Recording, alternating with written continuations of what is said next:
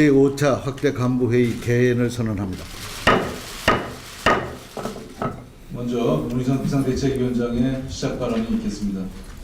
우리 경제에 암울한 내년을 알리는 경고등이 또 켜졌습니다. 한국개발연구원 내년 경제 성장률을 0.3% 내린 0.5%로 수정했다고 합니다. 한국은행 총재도 종전의 3.8%대 유지가 어려울 것으로 전망을 했습니다. 국회 입법조사처는 가계대출 문제가 심각하다면서 주택담보대출 비율 LTV와 총부채 상환 비율 DTI를 잘못 썼네요. DTI 규제를 다시 쪼여야 한다고 발표했습니다. OECD, IMF 등 국제기구들은 경제 침체를 벗어나기 위해서 소득 주도 성장 정책을 강력하게 권고하고 있습니다. 특히 OECD는 소득 불평등을 경제 성장의 최대 걸림돌로 지적하고 교육, 부자 증세, 그리고 복지 개선을 주문했습니다. 양극화를 해소해야 경제가 성장할 수 있다는 것입니다. 그럼에도 불구하고 박근혜 정부만 나홀로 부채 확장, 부채 주도 성장을 외치고 있습니다. 정부와 새누리당은 증세하면 경기 망친다, 임금 올리면 기업 망한다고 입버릇처럼 말하고 있습니다. 다시 한번 강조합니다. 성장과 복지의 선순환 전략이 정답입니다.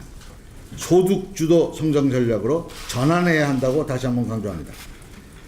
비선 실세 국정농단과 관련해서 대통령께서는 그 문건을 찌라시라고 하더니 이젠 청와대가 특정인을 유출 책임자로 몰아가기 위해서 모 행정관에게 서명까지 강요했다는 기사가 났습니다. 이것이 사실이라면 이는 청와대의 조직적인 진실 은폐 기도로서 이 또한 심각한 국정농단이라고 하지 않을 수 없습니다. 역설적으로 지금의 상황은 비선 실세의 국정농단이 결코 과거형이 아니라 현재 진행형임을 말해주고 있습니다. 집권 여당의 침묵과 보신주의, 검찰의 비선 실세에 대한 황제 의전 또한 이와 무관하지 않을 것입니다. 검찰의 수사가 안 봐도 비디오가 되는 것은 아니지 크게 우려되는 상황입니다. 검찰은 법을 수호하라고 국민이 쥐어진 칼로 비선 실세를 수호, 비호해서는 결코 안 됩니다. 만약 검찰이 눈치보기 수사, 짜맞추기 수사로 이 사건을 끝내려 한다면 국회 차원의 청문회와 국정조사, 특검 등을 피할 수 없을 것이라는 것을 분명히 경고합니다. 지난 10일 모 언론과의 인터뷰에서 마크 리포트 주한 미국 대사가 북한이 준비만 돼 있다면 진실되고 믿을 수 있는 대화에 나설 준비가 돼 있다라고 언급했다고 합니다. 오바마 대통령의 외교안보 분야에서 최측근이라는 점에서 매우 의미 깊게 생각합니다. 마침 10일 6일째 통일부 장관이 워싱턴 DC 전략국제문제연구소에서 열린 통일정책 세미나에서도 지금까지는 한미 간 대북 압박에 초점이 있었으나 앞으로 북한과의 대화와 협력의 필요성을 강조한 바 있습니다. 핵과 인권 문제에 대해서도 북한 체제의 생존이라는 구조적 이해관계에서 비롯됐기 때문이라고 이렇게 설명했다 합니다. 모두 남북관계에 매우 희망적인 발언들이 아닐 수 없습니다. 그동안 청와대 국가안보실과 외교부에 밀려서 존재감조차 없었던 통일부가 드디어 본연의 임무인 남북관계 개선의 앞장선이 아닌가 하는 그런 생각이 들면서 통일부 장관의 행보에 큰 기대를 걸어봅니다. 이상입니다. 네, 다음은 오윤곤 원내대표의 발언이 있겠습니다. 네, 그저께 2+2 회담에서 큰 틀에서의 합의를 했습니다. 그런데 어저께 이한구 대표는 해외 자원개발 국정조사와 공무원 연금 개혁은 똑같이 시작해서 똑같이 끝나야 할 것이다, 이런 얘기를 했습니다. 이와 관련해서 첫째, 그저께 2+2 회담에서 이런 합의는 전혀 한 바가 없다 말씀드리고, 둘째, 해외 자원개발 국정조사와 공무원 연금 개혁은 서로 아무런 관련이 없는 차원이 다른 문제고 서로 별개 차원에서 이루어져야 할 것이다. 해외 자원개발 국정조사는 비리를 밝혀내는 원칙과 정의의 문제이고 어떠한 타협이 있을 수도 없습니다. 이에 반해서 연금개혁은 사회적인 대타협을 이루어내야 하는 국가의 정책의 문제입니다. 이 둘은 서로 아무런 조건관계도 없고 연관관계도 없습니다. 이것을 여당은 소위 발목잡기 구태 정치로 서로 조건을 붙여서 이 국정감사를 망치는 일을 해서는 안 될 것입니다. 그리고 또한 이 일부 언론의 부동산 3법 처리와 관련해서도 한 말씀 드리겠습니다. 그저께 합의문에는 분명히 부동산 관련법이라고 해서 정부 여당이 주장하는 법과 우리 야당이 주장하는 부동산 관련법을 모두 합의 처리하는 것을 원칙으로 했다는 말씀을 다시 한번 드립니다. 다음 주 월요일부터 임시국회가 시작됩니다. 15, 16일간 긴급현안 질의를 하게 되어 있습니다. 우리 당은 다음 주 양일간 실시되는 긴급현안 질의에서 무엇보다도 국정을 마비시키고 국민을 혼돈 속으로 몰아가고 있는 비선 실세 국정농단 의혹에 대해서 철저한 진상을 밝히는 데 최선의 노력을 다할 것입니다. 아울러서 이번 임시국회 목적은 가짜 민생이 아닌 진짜 민생을 살리는 법안에 대한 역점을 둘 것입니다. 소위 소득은 올리고 생활비는 내리는 민생경제입법, 최저임금 인상과 고용차별 해소, 주거복지기본법 등에 최선을 다하겠습니다. 예산안 국회가 끝나자마자 자행되고 있는 새누리당의 국회 선진화법 무력화 시도에 깊은 유감을 표합니다. 지난 9일 새누리당은 국회법 요건에 맞지 않는 부동산 3법 등 6개 법안에 대해 국회의장에게 직권상정을 요청했습니다. 그러면서 해당 법안이 처리되지 않을 경우 헌법재판소에 권한쟁의 심판을 청구하겠다고 했습니다. 유리하면 법대로 하고 불리하면 위헌이라는 새누리당의 이중잣대와 억지 주장이 그저 말문이 막힐 뿐입니다. 국회 선진화법은 새누리당이 마음대로 느리고 줄이는 엿가락이 아닙니다. 국회를 유신시대로 퇴행시키려는 어떠한 도발도 성공하지 못할 것입니다. 정윤회 게이트의 진실을 은폐하려는 청와대 형태가 점입 가경입니다.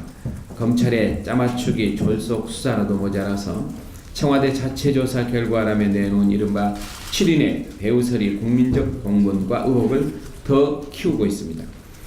이런 가운데 전 세계적인 유력지인 워싱턴 포스트는 어저께 언론인들 한국 정부의 언론 탄압이 두렵다라는 기사를 통해서 한국 언론 자유의 퇴행에 대한 심각한 우려를 보도하고 있습니다. 지난달 국가인권기구 국제조정위원회 ICC의 우리나라 국가인권위에 대한 등급 보류 판정에 이어서 국격의 추락이 계속되고 있습니다. 아주 심각한 위기입니다.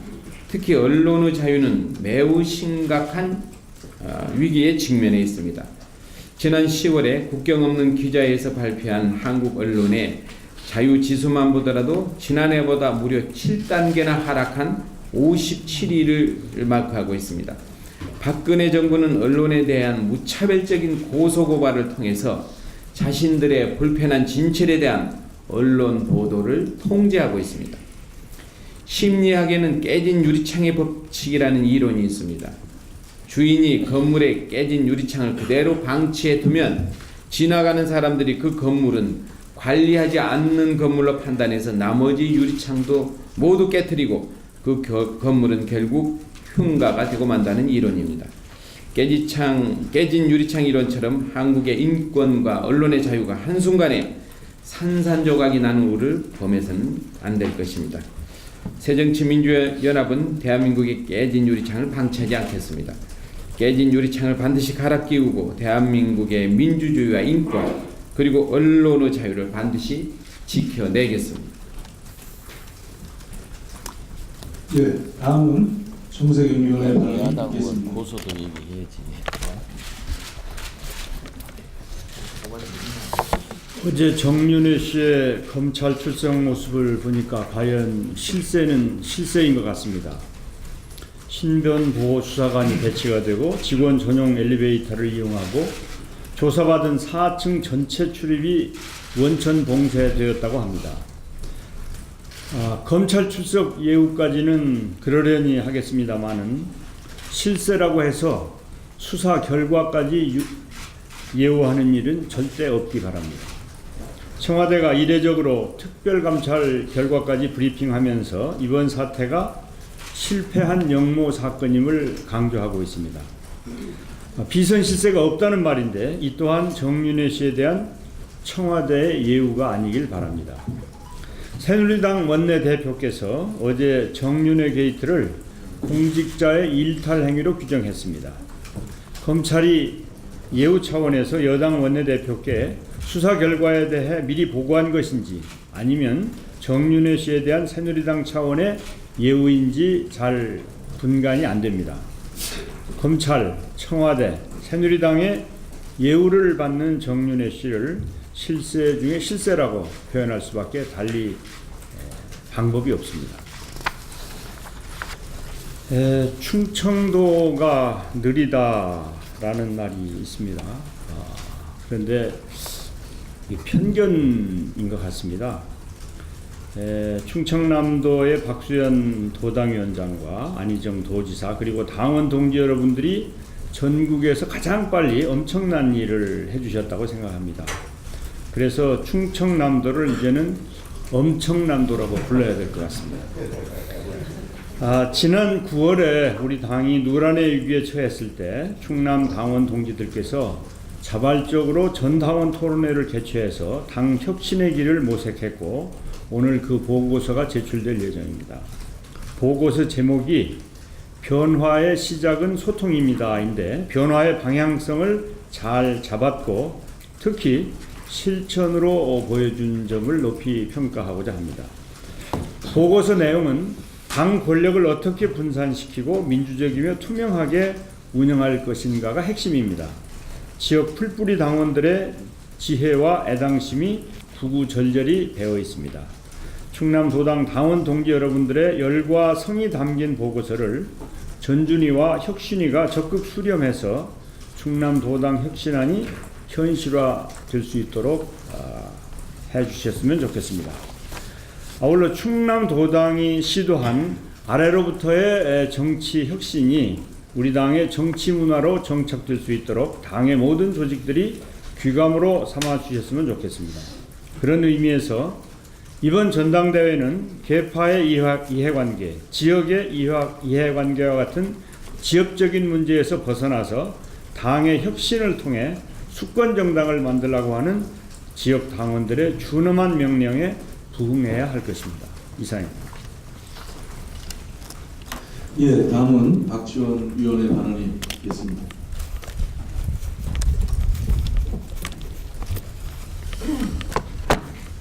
권력은 측근이 원수고 재벌은 핏줄이 원수다 라는 말을 요즘 실감케 하는 대한민국의 오늘입니다. 대통령은 국기 문란 사건이라고 하는데 계속 찌라시라 하는 사람들이 있습니다. 권력을 잡은 사람들은 살아남았고 밀린 사람들은 전부 쫓겨났습니다.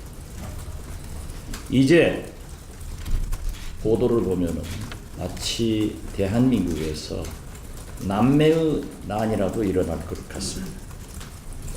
대통령께서 친인척을 엄격히 다스리는 것은 좋지만 동생들을 청와대에 얼씬도 못하게 한다 하는 소리를 들은 우리 국민들은 과연 나라의 어른이 우애를 강조해야 될 것인가, 교육적으로도 문제가 있다고 생각합니다. 청와대 비서실은 서로 자기는 아니라 하고 손가락질을 상대방에게 하고 있습니다. 도대체 청와대 비서실장은 무엇을 하는 사람입니까? 이대로 둬서는 절대 박근혜 대통령의 자녀 임기 3년이 성공할 수 있습니다. 우리 국민은 김기춘 비서실장과 청와대의 정비가 제일 먼저 필요하다는 것을 박 대통령께 요구를 합니다. 지난 수요일 제가 비대위에서 가계 파산 사태를 지적했습니다. 어제 정부가 상호금융정책협의회를 열어서 상호금융권 가계대출 동향에 대한 집중관리에 들어가겠다고 발표한 것은 늦었지만 다행이라고 생각합니다. 상호금융권의 가계대출은 2008년 117조 3천억 원에서 올해 9월 말 기준 210조 3천억 원으로 2배 가까이 늘었습니다. 특히 지난 8월 정부가 은행에 대한 LTV, DTI 규제를 완화하면서 금리가 싼 은행으로 주택담보대출수요가 몰렸고 상호금융권의 담보 여력이 불확실한 토지나 임야, 상가를 비주택담보대출을 늘렸기 때문에 리스크가 커졌습니다. 따라서 금융당국이 내년 1사분기 중 비주택담보대출 실태조사를 실시하고 상가, 토지, 담보대출에는 LTV 적용 가이드라인을 만들기로 한 것은 가계부채 증가를 억제하고 상호금융의 부실화를 막기 위해 시급한 조치라고 생각합니다. 또한 한국은행은 2.0%인 기준금리를 현 수준에서 동결할 방침이라고 하는데 가계부채 증가 억제를 위해서 적절한 방침이라고 환영하는 바입니다. 가계부채가 이미 1,060조 원을 넘고 여기에 정부와 공공기관, 기업이 빌린 돈까지 국가 총 부채는 작년 말 이미 4,500조 원을 넘어섰습니다. 국가 부채가 국민 총소득의 3배에 달해 감당하기 어려운 수준이라고 합니다. 은행권에 대한 대출 규제도 조속히 시행해야 합니다. 아울러 정부가 가계부채 증가와 금융권 부실화를 막기 위한 종합적인 대책을 강구할 것을 다시 한번 촉구합니다. 이상입니다. 네, 다음은 문재인위원회 발언이 있겠습니다. 비선 실세 국정농단 사건에 대한 검찰 수사가 예상했던 대로 대통령의 가이드라인에 맞춰 흘러가고 있습니다. 이번 사건의 본질은 비선 실세 또는 문고리 권력의 인사 개입이 있었느냐 여부입니다.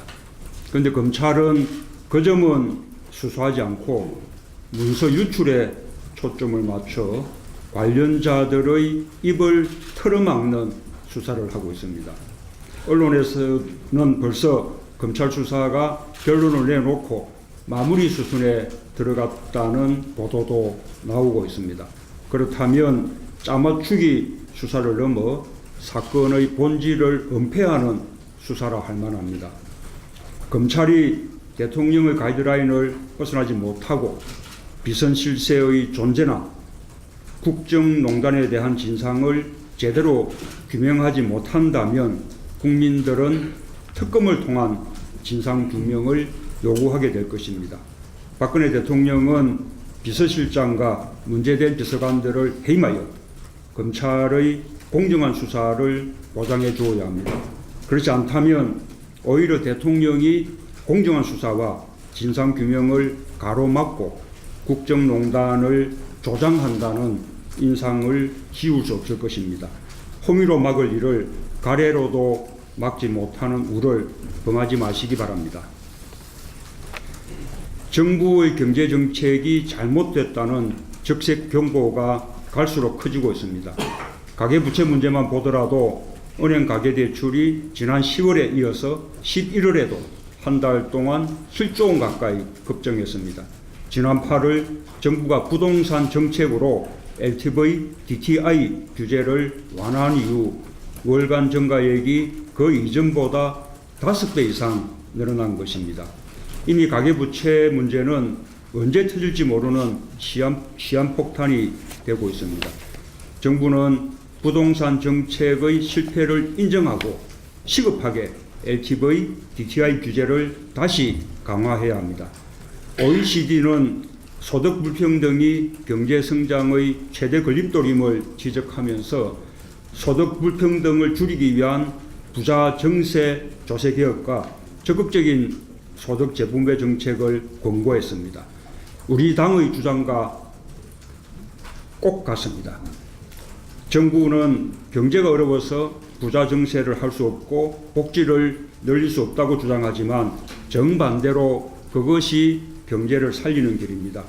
적극적인 소득 불평등 해소 정책으로 가계소득을 높여서 소비를 늘리고 경제 활성화를 도모하는 소득주도 성장으로 경제정책을 대전환하지 않으면 안 된다는 것을 다시 한번 강조합니다.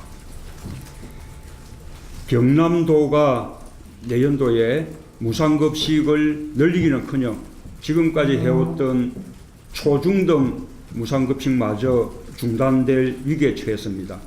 새누리당 1색의 도의회가 내년도 예산심의에서 무상급식에 소요되는 도지원금 257억 원을 전액 삭감했기 때문입니다. 경남도에서 처음으로 당선된 진보교육감에게 의깃장을 놓기 위한 정치적 목적임이 분명합니다. 어른들의 나쁜 정치 때문에 우리 아이들이 밥그릇을 뺏기게 됐습니다. 부산 경남의 지방정치를 일당 독점하면서 부산 기장군 의회에 이어서 경남도 의회에서도 지방정치를 망치고 있는 새누리당에게 민심의 심판이 뒤따를 것임을 경고해 둡니다. 이렇듯 지자체별로 무상급식이 달라 학생들이 어디에 사느냐 따라 급식을 차별받는 것은 큰 문제입니다. 어떤 지역은 초중등 학교 전체에게 무상급식을 하면서 고등학교까지 확대하겠다고 하는 반면 새누리당이 정치를 독점하고 있는 지역은 초등 학생들조차 전체 무상급식을 하지 않는 곳이 많습니다. 이런 차별을 해소하기 위해서 적어도 초중등 의무교육기간 동안에는 어느 지역이든 균등하게 무상급식이 이루어지도록 법제화와 함께 중앙정부의 재정 지원이 뒤따라야 할 것입니다. 이상입니다. 예, 다음은 김재근 의원의 발언이 있겠습니다. CIA 시대 보고서가 공개되어 전 세계를 충격에 몰아넣고 있습니다. 자만제우기, 성고문, 물고문 등 CIA에 의해 자양된 온갖 고문을 접하며 미국 인권의 추악한 이면에 크게 놀랐습니다. 국제적 비판이 줄을 잇는 것은 물론 미국 내에서도 고문에 대해 찬반 논의가 분분하다고 합니다. 미국 법무부가 고문 관계자 기소를 거부한 점은 이해할 수 없지만 국제적 위신을 손상시키고 테러 위협을 높일 수도 있는 고문 보고서를 상원 정보위가 공개할 수 있다는 사실이 부럽습니다. 공화당의 중진 존 맥케인 상원의원은 고문은 실질적 효과도 별로 없으면서 국가의 명예에 오점을 남길 뿐이고 국민이 알 권리가 있고 진실이 약을 때로 삼키기 힘든 법이라며 소신껏 고문 실태를 공개 지지했습니다. 중국과 이란 등 미국이 인권 공세를 받은 나라들이 공격을 하고 있지만 미국은 치부를 드러내는 용기를 보임으로써 더욱 강해질 수 있습니다. 고문 없는 세상, 인권 최강의 대한민국을 만들기 위해서 대한민국 국회가 앞장서서 우리 치부를 과감히 공개할 용기를 내어야 할 것입니다. 제2롯데월드 아쿠아리움 누수 사고에 대한 정부활동 안전점검단의 결과 발표가 있었습니다. 롯데월드와 시공사 측의 별일 아니라는 주장과 달리 정밀 안전 진단이 필요하다는 결과가 나왔습니다. 기존의 누수 지점은 보강 공사 이후에도 누수가 계속되고 있고 추가로 2곳에서 누수 현상을 발견했다고 합니다. 단순한 육안 검사로도 구조적인 원인을 파악할 수 없어 단순한 육안 검사로는 구조적인 원인을 파악할 수 없어 정밀 안전 진단이 필요하다는 정부의 결정은 너무나 당연한 것입니다. 사건의 은폐와 축소를 시도하며 시공사의 뒤에 숨어 변명만 늘어놓는 롯데 측에 더 이상 안전을 기대할 수는 없습니다. 정부가 책임져야 합니다. 새로 출범한 국민안전처의 첫 번째 대형 사건입니다. 누수 현상이 일반적이라는 시공사의 주장을 정면으로 반박해 국민안전처에 대한 일말의 기대감이 생기고 있습니다. 거대 재벌 기업을 상대로 국민안전처가 어떻게 국민의 안전을 책임지는지 온 국민이 주시하고 있다는 것을 정부는 명심해야 할 것입니다. 이상입니다. 국회 정치개혁특별위원회 구성을 촉구합니다. 최근까지 여야가 혁신 경쟁을 했다면 지금부터는 혁신 공조가 필요합니다. 아무런 조건 없이 올해 안에 국회 정치개혁특별위원회 구성을 다시 한번 촉구합니다.